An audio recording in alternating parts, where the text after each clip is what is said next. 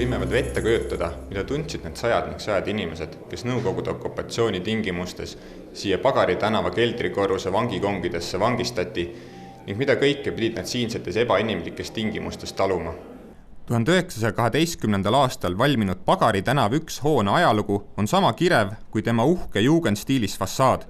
Pärast Eesti Vabariigi väljakuulutamist kogunes siin mitmel korral Eesti ajutine valitsus. Alates Vabadussõjast kuni 1940. aastani asus antud hoones sõjaministeerium ning sõjaväe peastaap.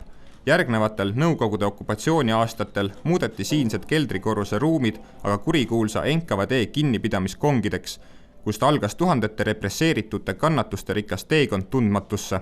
Me oleme nüüd siis avanud KGB vangikongid ja laupäeval avame kõikidele külastajatele, mis on siis linnarahvas ja muidugi ka maarahvas, kes Tallinnasse sõidab. Ühe kongi oleme me 6 rekonstrueerinud sellisel kujul, nagu ta 40-ndatel olla võis. Ülejäänud kongid on jäetud siis täpselt sellised, nagu nad siis olid, kui meie meeskond siia esimest korda tuli, mis tähendab seda, et on näha erinevate ajastute kihid ja eks siis vastavalt igaüks saab ise mõtiskleda, milline kiht, mis ajastust, kuidas pärit on.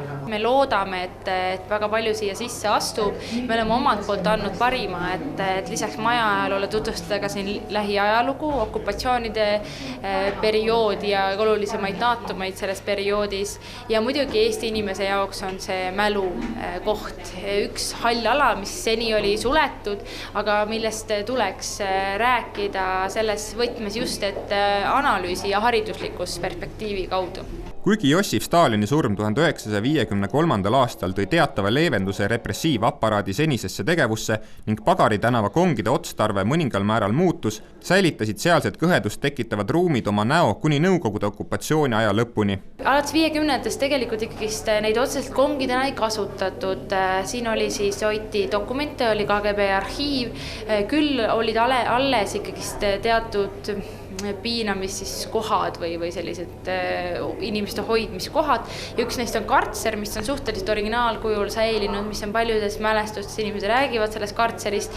Ja okupatsioonimuuseumi kogudes oli olemas kapp, mida rahvakeeli kutsutakse pinaliks, mis on samamoodi siit Pagari tänavalt pärit ja mis on nüüd siis meil välja pandud.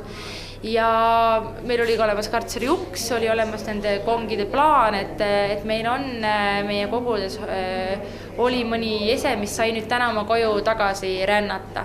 KGB vangikongide ekspositsioon valmis okupatsioonide muuseumi eestvedamisel koostöös Eesti Mälu Instituudi ja Eesti Muinsuskaitse Seltsiga.